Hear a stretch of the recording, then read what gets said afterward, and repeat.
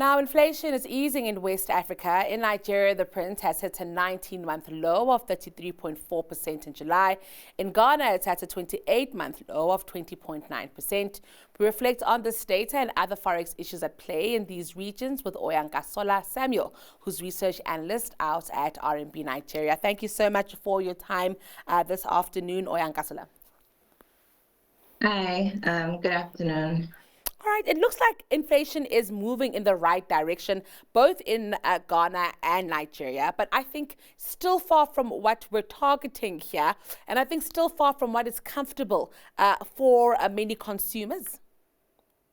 Yeah, no, absolutely. I think I'll start with Nigeria. We had sort of called the peak for inflation in June, and so the July print did come out lower than June, came in at 33.4% year on year. We think that we will continue to see a moderating pace in inflation in Nigeria going forward, and what's really driving that is base effects. But you're correct.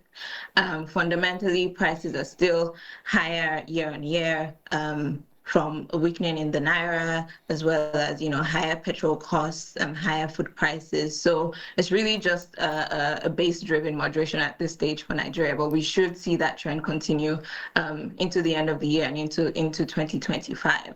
For Ghana, however, the trajectory going forward isn't exactly linear. Yes, we have seen it slow down over the past 4 or 5 months, but we actually projected going back up in when we get the August print, right? And it should close the year slightly above where it is currently, just because, again, we did have the rapidly decelerating base in 2023, which is now impacting, the trend in inflation going forward.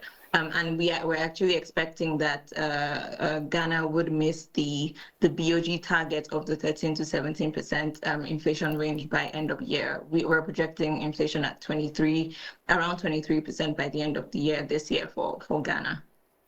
I want to go back into Nigeria now, and I think it's important to understand the Nigerian picture. We know that this inflation, Oyinkansola, comes actually from reforms, FX reforms, the pulling back of the fuel subsidy. Where are we with these reforms?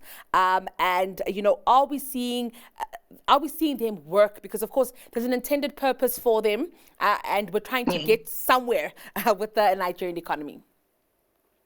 Yeah, the reforms were well welcome when they came into place middle of last year, but it's been quite challenging post the reforms, which largely expected, right?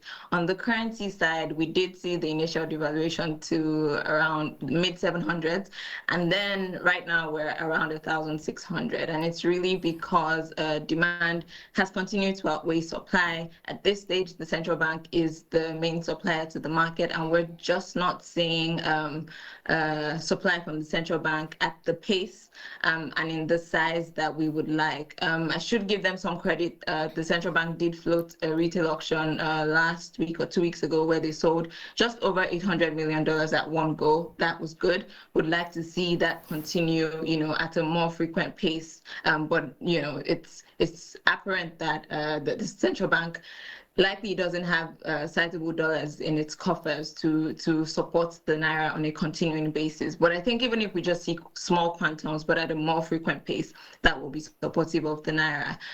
For fuel subsidy reforms, yes, we did see the initial subsidy removal, but we had posited as a house that there was still effectively a pricing subsidy in place at the point when the naira devalued again, and we didn't see any commensurate adjustment in fuel prices. So what has come to the fore now is that Nigeria has racked up a 7.8 trillion naira, which is just under $5 billion subsidy bill from between January and July, and it's something that the government still needs to wrap their heads around. But I would mention that it's a bit unpopular now if they were going to take off subsidy again, because it's just bad timing. The cost of living has skyrocketed as you would expect, and I'm not sure the average Nigerian would take such news lightly. Absolutely understand that. Also in Ghana, looking at the contributors to inflation there, is it all based on food? Help us understand Ghana's picture.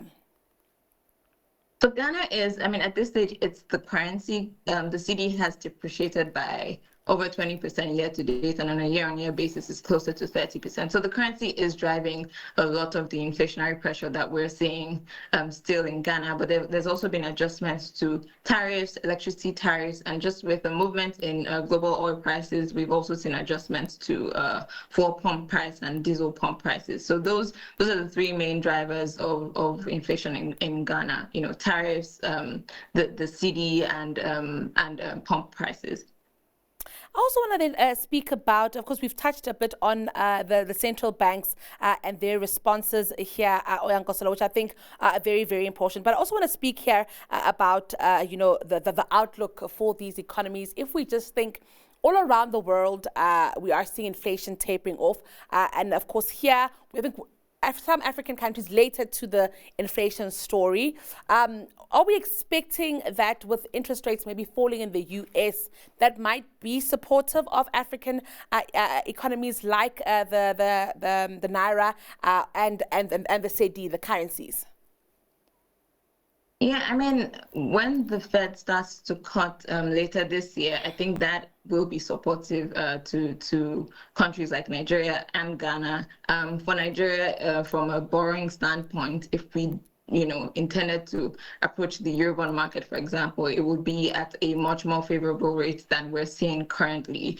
And we do need some sizable fiscal borrowings to sort of get the FX market moving a bit quicker. So I think broadly, when we see, the Fed starting to ease, it should be net positive for countries like Nigeria and Ghana. And then before I let you go here, I'm also keen just to understand how we are seeing just the consumer situation facing there. We are seeing tensions. I think in Nigeria, there have been some protests. Are those, better off now in Ghana? How are just ordinary people like you and me really faring during this time? Yeah, so in Nigeria, yes, we did see protests at the start of August. Those, have largely eased off. Largely because we saw a bit of pushback from the government on some of these gatherings, and then there just was general apathy to the protests, right? People didn't turn up as much as we saw during NSAS in 2020. So it's definitely cooled off, but I'll say that the average man is pressured. His wallet is a lot thinner now compared to where it was last year. And it's really because of, again, the impacts of some of the reforms that we saw from the new government. So it's definitely tougher for the average man on the streets in Nigeria. Same with Ghana, depreciating currency and the adjustments in tariffs. So definitely tough times in West Africa for both countries, I'd say. Well, I know that you'll be keeping stock for us there as it all unfolds. Thank you so much, Oyinkansola. It's always a pleasure having you here on our show. That was Oyinkansola Samuel, research analyst out at RMB Nigeria.